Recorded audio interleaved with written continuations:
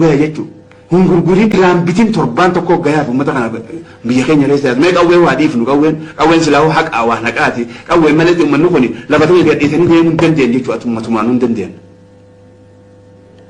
Mee isaan kun walqixxummaa ni amani dimokiraatii baantantanatti ni amani ni amanan inumaan taatuufu isaan dimokiraatiin waa naqaati waan namni obbolummaan walqixxummaan jiraatu jechuudha sun isaanitti naasa jechu isaaniif naasa waan isaan miidhaati jechuudha.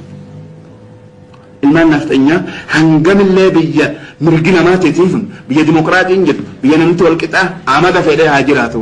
Hoggoo Itoophiyaa agatee waan san haafee jedhu wanni tan daandurree santu keessa jira daandurree jarmii yertee hanqarroo san waan qabaniif jecha hin fayyan jechuudha doktorri fayyisuus hin jiru barnoonni fayyisuus hin jiru jechuudha orma kana. Akkasitti gaa akkuma dursanitti haanu jiraattu gatii feetee haa fudhattu Oromumaan Itoophiyaa tiifatan jechuu ilaarratti. Somba dhaban onnee dhaban sombaan nama sosso'ayan numaani iftiisan numaani am boruu lama kabiraa amma arrallee boruu duru qophaa'e jechuu kabira arra waan biyya keessa deemuu ila geessan kabiraa la duru lafa kaayyate jechuu nuti eessarraa jira duuba katanarra hay xiqqoo qabnu walitti kannu gan gaafa tokko gobeellatti qawwee nuu keenya bu'aan qawween qabu duuba akkam ta'an haa tolfannu laga kana keessatti yoo tolfachuu wallaallee haa bitannu warii ni qabna walitti buunee warii haa bitannu qawwee kun namni gurgurarraan tana guutamee jira addunyaa keessa riigaa lama walitti baafnee namti namoonni horii yoo qabne horii keenya haa bitannu gaafa sana akkasiin jeeni jechuudha yoo horii dhabne isarraa hiikannu jechuudha amma gaa yoo nuti har'aan tanallee duuba Oromoon hoggaa afur cini namti gaafa illee sillaan deemtu jedhi cini namti ogguu sadii cini namuu deemti amma ogguu lama cini namti jechuudha tabbu'aa isaan hedduudha tuni gaafa illee sillaan deemtu jedhi cini namne guyyaa mangistuun baqateetni cini namne arra hadaffaa jechuudha. Namni hogguu sadii cini namu hogguu lama cini namu jamma immaa isin hogguu lama namni goota boolla takka keessatti qaama tokko keessatti hin cini namu jenna. Duuba akkasii jaallan keenya egaa bilisummaan faaya qalbiiti nuura jechuudha. Namni bilisummaan qabne if duruun arku yaaduu hin danda'u. Yoo yaade duraa facaasan jechuudha namni gartee namni bilisummaa duraan qabaate hogguu dhabe irratti ni beeka jechuudha mi'aa isii beeka jechuudha. Bilisummaa gaafa qabnuu fi gaafa hin qabne wal dura qabne haalaan gaafa qabnu sana loluu dandeenya yaada qabna heera ajaa'ibaa kana hundaa'u bilisummaa irratti waan kana walitti mariidhaan tolfanne jechuudha. Arramee nam tokko haa walitti qabamee waa godhuu danda'u jechuudha. Dhamaana jechuudha. Sanii jecha if qaru wal qaru seentara bakka hunda ijaarrachuu biyya jiran keessa namni walitti dhufee bakka galgalu walitti dhufee marii walii dabarsu bakka ilmaan isaaniitti waa barsiisan wanni akkasii ijaaramuu qabdi jechuudha. Yoggaa kanuun faayidaan hin jirtu jechuudha. Maal godhuu dandeenya? Akkasitti gaa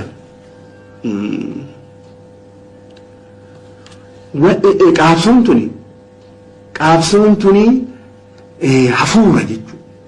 Qineensa namaa kenniti. Qalbii nama jabeessiti. Jaalala nama fitti.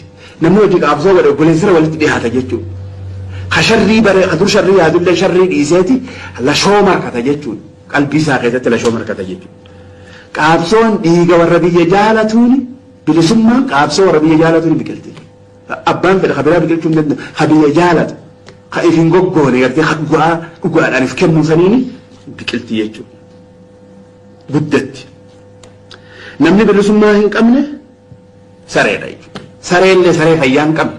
Ta namni halaalatti dhagaan dhawu dhagaan firra ari'uusan jechuudha. Biyya isaa keessatti waan saree ta'eef alagaa ta'ee jiraata jechuudha. Dachii isaa keessatti uummata isaa lafa isaa gubbaa irratti alagaa ta'ee keessummaa akka nama biyya alaatii dhufetti akka fedhan godhan fedhanni hidhan fedhan gadhiisan fedhanni jeesan akka fedhan godhuu danda'an jechuudha. Haala kanaan ni jiraata nama bilisummaa hin qabne. Haala kanatti jiraata jechuudha. Osoo inni arkuu qabeenya duraa fuudhan maata akka godhuu hin danda'u. Qabiyyoo isaatiin osoo arkuu horii isaatii qabeenya isaa hunda zarafanii fudhatan jechuudha. Wanni takka godhuu hin danda'u jechuudha. Saamana kana garan amma gadi galotaa jechuudha.